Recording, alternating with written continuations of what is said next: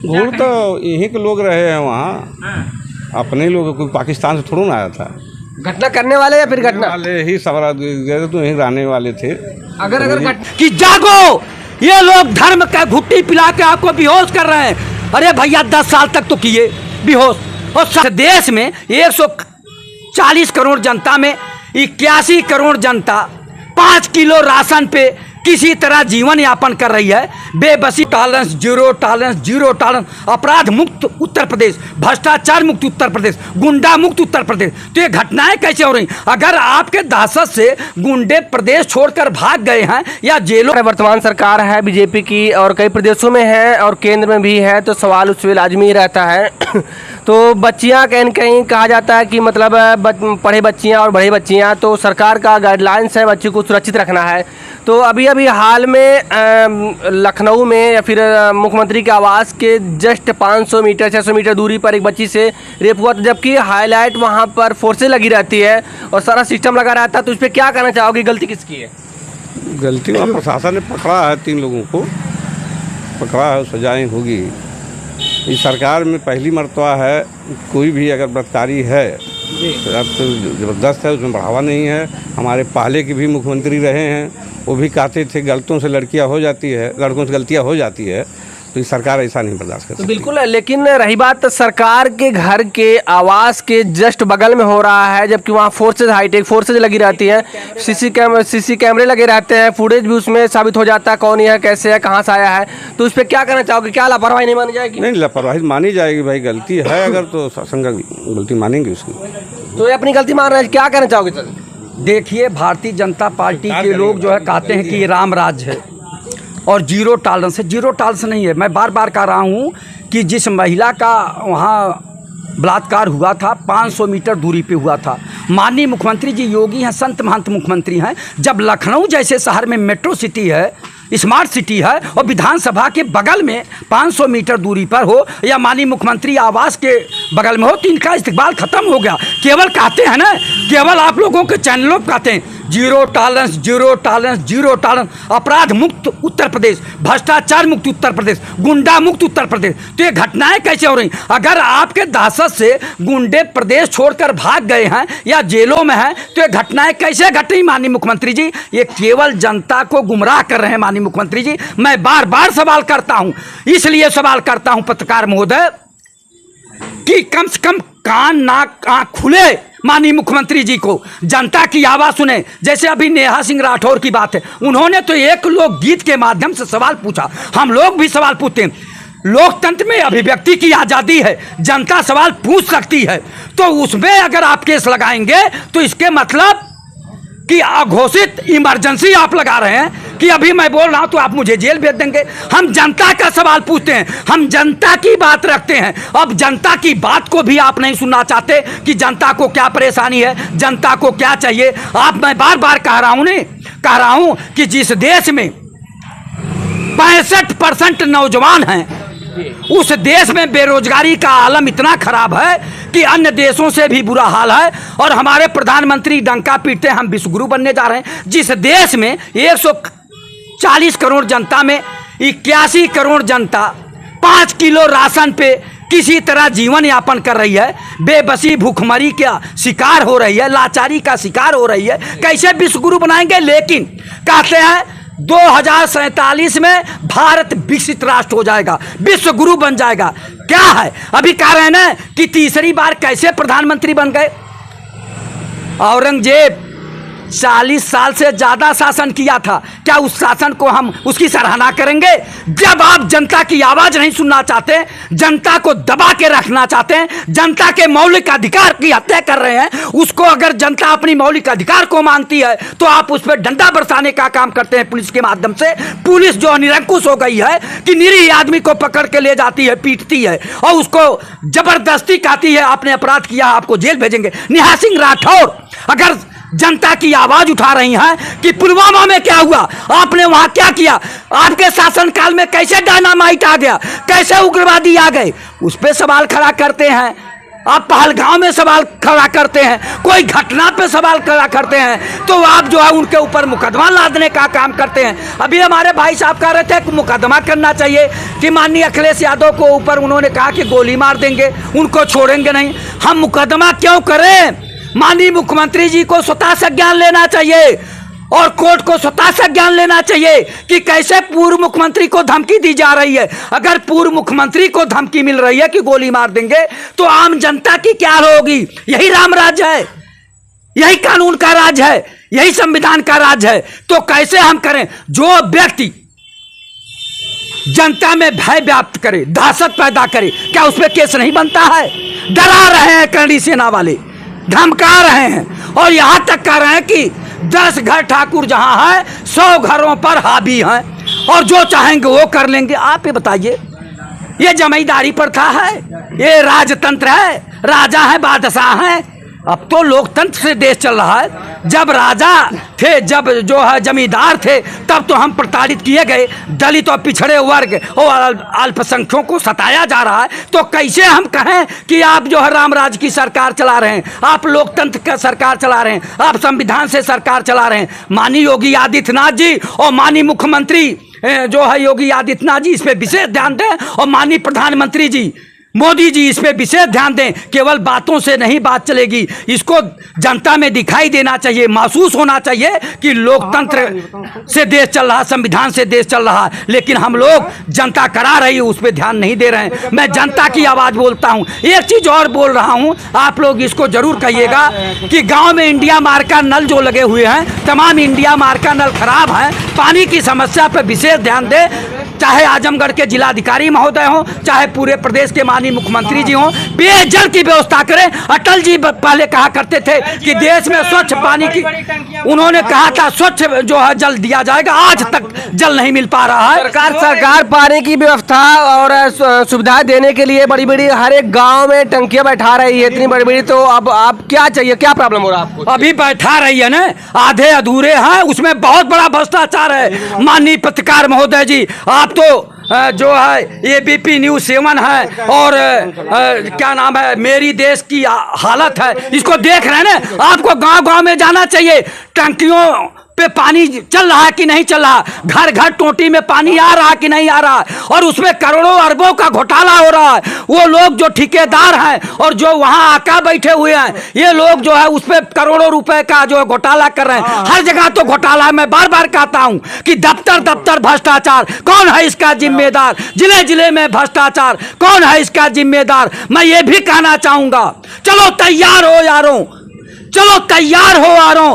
भ्रष्टाचार को मिटाना है, जन जन को जगाना है। जब आप लोग जागेंगे और भ्रष्टाचारियों के खिलाफ बोलेंगे, तब भ्रष्टाचार समाप्त होगा। ये भारतीय जनता पार्टी के लोग भ्रष्टाचार में आकंठ डूबे हुए हैं। जितने MLA MLC हैं, चाहे अजीत पवार हो, चाहे शुभेंद्र अधिकारी हो, चाहे हेमंत बिस्व शर्मा हो, जिसमें देश के प्रधानमंत्री जी आरोप लगाए थे कि ये लोग भ्रष्टाचारी हैं, 70,000 करोड़ का, इन्हें जेल भेजा जाएगा, इनकी संपत्ति जब्त होगी, इनके घरों पर बुलडोजर चला जाएगा, उनको गले लगाए हुए हैं। तो कैसे भ्रष्टाचार समाप्त करेंगे आदरणीय मोदी जी? तो आपका मतलब है कि जो अगर भ्रष्टाचार कर रहा, अगर भाजपा में शामिल हो जाए तो दूध का धुला हो जाता है, बाकी पार्टियां सही नहीं है? पता नहीं कौन सा पाउडर ले आए हैं कि जहां पहुंचे ये उसमें धुल दिए, वो एकदम स्वच्छ हो जाते हैं। और जो दूसरे लोग हैं और अगर बोल रहे हैं तो उन पे ED और CBI का छापा और तमाम बातें हैं। और जो ये पहलगाम की घटना हुई, इंटेलिजेंस क्या कर रही थी? वहाँ तमाम तरह की फोर्सें लगाई जाती हैं,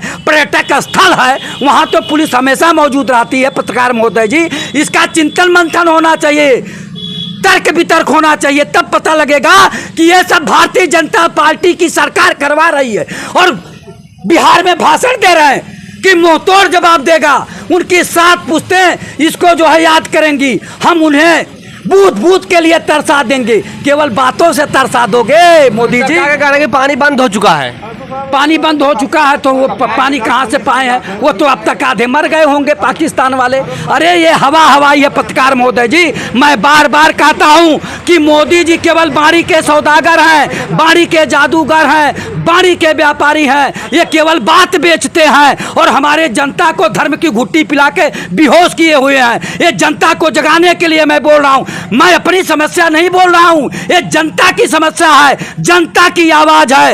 ये बात पहुंचनी चाहिए माननीय मुख्यमंत्री योगी आदित्यनाथ जी तक। ऊपर भी मुकदमा हो जाएगा तब। हम डरने वाले नहीं हैं, हम झुकने वाले नहीं हैं। हम जब नेल्सन मंडेला 27 साल जेल में रहे और हम लोग 10-20 साल जेल में रहेंगे तो क्या बात है? हम अभिव्यक्ति की आजादी को बरकरार रख, फंडामेंटल राइट है हमारा कि हम बोलें अगर कहीं गलत हो रहा, अगर सरकार निकम्मी है, पर देश हमारा अपना है। इसकी तस्वीर बदलने को लाखों आंखों में सपना है। सरकार निकम्मी हो सकती है लेकिन लाखों करोड़ जनता इस देश को आगे बढ़ाना चाहते हैं, इस देश को आगे ले जाना चाहते हैं। ये सरकारें तो आती जाती रहेंगी लेकिन जनता रहेगी, देश रहेगा। देश सर्वोपरि है और देश का नाम लेकर ये लोग सत्ता पे बने रहना चाहते हैं। इनको देश से कोई मोहब्बत नहीं है, देश से कोई मोहब्बत नहीं है। देश के बारे में जो बोल रहे हैं उनको देश से मोहब्बत है, इनको तो केवल शासन चलाना है। आप ये बताइए, बिरयानी खाने चले गए तब केस नहीं लगा प्रधानमंत्री जी पे।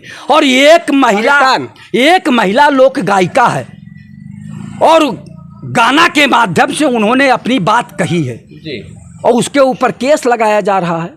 ये कहाँ का न्याय है? और जो पूर्व मुख्यमंत्री अखिलेश यादव को गोली मारने तक की धमकी दे रहा है, तो इस प्रदेश में देश की जनता का क्या हाल हो रहा, प्रदेश की जनता क्या हाल हो रहा होगा? अरे पूर्व मुख्यमंत्री हैं, पूरे सूबे के मुख्यमंत्री रहे हैं और माननीय योगी आदित्यनाथ जी से सीनियर मुख्यमंत्री हैं और मुख्यमंत्री जी स्वजातियों को बचा रहे हैं। आप ये बताइए कि अगर पिछड़े और दलित एक हो गए तब कहाँ लोग जाएंगे? भागे, उनको सांस नहीं मिलेगी। समझे आप? आता पता नहीं लगेगा कड़ी सेना का। मैं बार बार कहना चाहता हूं कि जिस दिन हम लोग जाग गए, हम लोगों को गुस्सा आ गया, उस दिन करणी सेना का कहीं पता नहीं लगेगा। इस प्रदेश और देश से करणी सेना समाप्त हो जाएगी, पता नहीं लगेगा। अगर पिछड़ा और दलित एक हो गया तो इन लोगों का पता नहीं लगेगा, लेकिन पिछड़े दलितों को धर्म का घुट्टी पिलाकर बेहोश करने का काम कर रहे हैं। उसी को जगाने के लिए हम लोग बोलते हैं, हम लोग जनता को जगाने का प्रयास कर रहे हैं कि जागो, ये लोग धर्म का घुट्टी पिला के आपको बेहोश कर रहे हैं। अरे भैया 10 साल तक तो किए बेहोश और 7 साल से प्रदेश में हैं और 10-11 साल से वहाँ, तब कैसे उग्रवादी चले आ रहे हैं? कब कैसे जो है ये सब चले आ रहे हैं? जब कहते थे ना यही योगी जी और मोदी जी कि बॉर्डर किसका है, सैनिक किसके हैं, तब कैसे घुसपैठिए चले आते हैं, तब कैसे गोला बारूद चलाता है? कैसे आ रहा मोदी जी? जवाब दीजिए, जनता आपसे जवाब पूछती है लेकिन मोदी जी नहीं आ रहे हैं। मोदी जी को जवाब देना पड़ेगा। हम लोग तब तक पूछेंगे जब तक मोदी जी आके जनता के सामने माफी नहीं मांगेंगे कि मेरे सरकार में बहुत बड़ी चूक हुई है, मैं सरकार चलाने लायक नहीं हूं, देश की सुरक्षा करने लायक नहीं हूं। उनको बोलना पड़ेगा। जो व्यक्ति इतनी बड़ी बड़ी बात करता था आज बोल नहीं रहा है, अपनी गलती स्वीकार भी नहीं कर रहा। अगर गलती स्वीकार करते तो उसमें भी बड़प्पन होता, जनता माफ करती। भारत की जनता बहुत ही सहनशील है, वो माफ करती। यहाँ की जनता गरीबी, बेबसी, लाचारी में जीती जरूर है लेकिन स्वाभिमान से जीती है। और हमारे प्रधानमंत्री जी स्वाभिमान से भी समझौता कर ली। जब पूरा विपक्ष तैयार है कि हमला करिए, हम साथ में हैं, पूरा देश आपके साथ खड़ा है, तब किस बात की चिंता? तब किस बात की चिंता भाई? तो आप इस पे क्या कहना चाहोगे कि उन्होंने कहा कि प्रधानमंत्री खुद कह रहे हैं कि और अब जबकि पूरा विपक्ष भी साथ दे रहा है, तो हमले का इंतजार कर रही है पब्लिक से लेके आम पार्टियां और अलग पार्टियां, तो फिर क्या कहना चाहोगे लास्ट में आप? हमले की बात 1 हफ्ता के अंदर अंदर आप देखिएगा क्या होगा। हो जाएगा। तो बैठक पे बैठक हो रही सरकार की तरफ से, अगले 24 घंटे में हमले हो जाएंगे, तो अलग अलग बातें निकल के सामने आ रहे हैं, तो फिर क्या कहना चाहोगे? क्या सरकार की नीतियां गलत हो रही है या फिर सरकार अभी उस पर एक्शन नहीं लेना चाहती? हर सेना प्रमुख से लेकर हर तैयारियां चल रही हैं। 1 हफ्ता का अंदर में आपको पता चल जाएगा क्या है हुआ, क्या चूक हुई कि इतनी बड़ी घटना हो गई? भूल तो यहीं के लोग रहे हैं वहाँ, अपने लोग, कोई पाकिस्तान से थोड़ा ना आया था। घटना करने वाले या फिर घटना वाले ही सवरा गए तो यहीं रहने वाले थे। अगर घटना करने वाले अपने फिर पाकिस्तान पे क्यों टारगेट किया जा रहा है? पाकिस्तान नहीं, सवाल तो वहाँ से बढ़ावा दिया गया, युद्ध संपर्क था ना, इसी था, वहाँ 3 लोग पकड़े गए हैं जो पहले इसी तो पे अगर अपने हैं तो अगर अपने पकड़े गए हैं तो उनको सामने लाना चाहिए, फला व्यक्ति है इस देश का ही है। घटना वाले के दिन तो भी तो उसी की जगह थे सब। फिर गद्दार नेहा सिंह राठौर कैसे हुई फिर? नहीं, नेहा सिंह राठौर का आज चिल्ला थोड़ा रही, 5 साल से चिल्ला रही, कभी कुछ नहीं हुआ। तो सिर्फ नेहा सिंह राठौर ने सवाल किया, लेकिन हमला आप कह रहे हैं कि अपनों लोगों ने किया है, तो हमलावारों को पकड़ना चाहिए। हमला नहीं किया, ये कौन कहा? हमने कहा कि रहने वाले भी थे, यही गद्दार कुछ लोग हैं यहाँ रहे हैं, सुशी रही हर चीज़ रही है, उसकी जांच हुई, पकड़े गए हैं। 30 लोगों का घर से नीचे तक उड़ गया है। और पीएम ये सरकार चाहती है कि हम गुलाम बना के जनता को और सरकार चलाते रहें, जबकि हम लोगों का कर्तव्य है कि सवाल सरकार से पूछे, चाहे जिसकी सरकार हो। आज भारतीय जनता पार्टी की सरकार है, उसे सवाल हम पूछ रहे हैं, कल कांग्रेस की होगी, परसों समाजवादी की होगी, नरसों किसी अन्य की होगी, हम सवाल पूछेंगे। सवाल पूछना हमारा अधिकार है, शांति से हम सवाल पूछ रहे हैं कि कैसे घटना घट गई। तो नेहा सिंह राठौर ने कौन सा गलत किया है? और जो संजय शर्मा है, जिनका 4PM चैनल है, उनका जो है बैन कर दिया गया। जब समाज को जगाने का जो लोग काम कर रहे हैं और सवाल पूछने का काम कर रहे हैं, उनके चैनलों को बंद कर दिया जा रहा है। पत्रकार महोदय, वो दिन दूर नहीं कि हो सकता है वो वहां चाप लोगों पे भी आए, लेकिन हारना नहीं, घबराना नहीं, झुकना नहीं, टूटना नहीं, हिम्मत रखना। हमेशा सत्य की विजय हुई है। सत्य परेशान हो सकता है, लेकिन पराजित नहीं। कभी भी मत हारना। जिस दिन आप लोग मौन हो जाएंगे, उस दिन लोकतंत्र की हत्या हो जाएगी। ये सरकार वही चाहती। भारतीय जनता पार्टी की सरकार बेजुबानों की जुबान खींच ले रही है, बोलने नहीं दे रही है। आप ये बताइए कि इतना बड़ा देश है और इतनी त्राही त्राही मची हुई, तो क्या हम उस देश की जो है बात भी नहीं पूछे? हमें पूछने का अधिकार है। तो मैं माननीय मोदी जी से और माननीय योगी जी से सवाल करता हूं कि जनता की आवाज़ को सुने, उस पर कानून बनाएं और जो योजनाएं बनाएं, जनता को राहत मिले। नहीं तो जनता जिस तरह से आपको पूर्ण बहुमत नहीं, प्रचंड बहुमत की सरकार दिया था, उसी तरह आपको नेस्तनाबूद भी कर देगी। यही जनता है कि आपको सर पे भी बैठाती है और आपको पैदल भी कर देती है। तो जनता सर्वमान्य है। जनता के माध्यम से ही आप सत्ता पे पहुंचे हैं, लेकिन जनता को धर्म की घुट्टी पिलाकर बेहोश करके, जनता को गुमराह करके आप वो शासन में हैं। अब जनता जाग रही है। जनता देख लिया 11 साल मोदी की सरकार और 7.5 साल जो है योगी की सरकार, जनता को कुछ नहीं मिल रहा है। केवल जनता को धर्म की घुट्टी पिलाकर बेहोश किया जा रहा है। कैसे जीत जा रहे हैं मोदी जी? मोदी जी जीत जा रहे हैं। पब्लिक खुश नहीं तो जीत कैसे रहे? अब मैं फिर वही बात कर रहा हूं कि पब्लिक खुद, तमाम लोग राज किए। मैंने कहा ना कि जब निरंकुश शासक हो जाता है, इस समय निरंकुश हो गए हैं। जब उन्होंने लच्छेदार बात किया था कि जब मैं आऊँगा तो 2 करोड़ लोगों को प्रतिवर्ष रोजगार दूंगा, देश से भ्रष्टाचार समाप्त करूंगा, देश से महंगाई समाप्त करूंगा और विदेशों में जमा काला धन ला के देश में खुशहाली लाऊंगा। जनता ने विश्वास किया। उसके बाद इन्हें प्रचंड बहुमत की सरकार दे दिया और दोबारा फिर वो कहे कि अच्छा मुझसे कहीं न कहीं रह गया है, 5 साल और मौका दे दूं। 5 साल और दे दिया। अब ये सोच रहे हैं हमको और दे दो, तो कितनी बार दे देंगे? अब जनता समझ गई कि ये कुछ करने वाले नहीं है, बल्कि देश में जो बना हुआ था, इन्होंने रेल बेच दिया, भेल बेच दिया, LIC बेच दिया और बंदरगाह बेच दिया, हवाई अड्डा बेच दिया, मिलिट्री का जमीन बेच दिया, जो 70 साल में बने था उसको भी बेच दिया। और ये अच्छी सरकार है? आप बता दीजिए। हमारा औलाद वो अच्छा होता है जो बनी बनाई संपत्ति को बचाए रखे और संपत्ति बनाए। ये सरकारी संपत्तियों को बेचने का काम कर रहे हैं, तो जनता कैसे आपको अच्छी सरकार समझे और अच्छा आदमी समझे, अच्छा देश का प्रधानमंत्री समझे? कैसे समझेगी? तो जनता को कैसे बरगला रहे हो? कब तक बेवकूफ़ बनेगी? तो मैं पत्रकार महोदय इसलिए बार बार कहना चाहता हूँ, फिर कह रहा हूँ कि माना सरकार निकम्मी है, पर देश हमारा अपना है। इसकी तस्वीर बदलने को लाखों आंखों में सपना है। सरकार निकम्मी हो सकती है, लेकिन लाखों करोड़ जनता इस देश को बनाने में, संवारने में लगी हुई है। ये सरकार की दाल गलने वाली नहीं है। जय हिंद, जय भारत। तो बहुत बहुत शुक्रिया। और आज जो डिबेट हो रहा था, लगातार आप डिबेट में देख रहे थे, और आज हमारे साथ समाजवादी पार्टी के समर्थक हैं और इनकी पार्टी अलग हैं, और जो कि सर जी हैं और भाजपा से हैं, कोषाध्यक्ष हैं, लालगंज से हैं, भारतीय जनता पार्टी से। तो इन्होंने जो डिबेट में कहा है, कहाँ तक सच्चाई है, क्या है, किस तरीके से पब्लिक को जागरूक होना चाहिए, या फिर सवाल पूछना लाजमी है, या जो सवाल पूछेगा उस पर FIR होगा, या फिर नहीं पूछेगा, सरकार के दबाव में रहेगा, या फिर फंडामेंटल जो राइट अधिकार होते हैं आम पब्लिक के, हर किसी के अधिकारों का हनन हो रहा है, या फिर किस तरीके से किया जा रहा है, आप कमेंट बॉक्स में जरूर बताइए।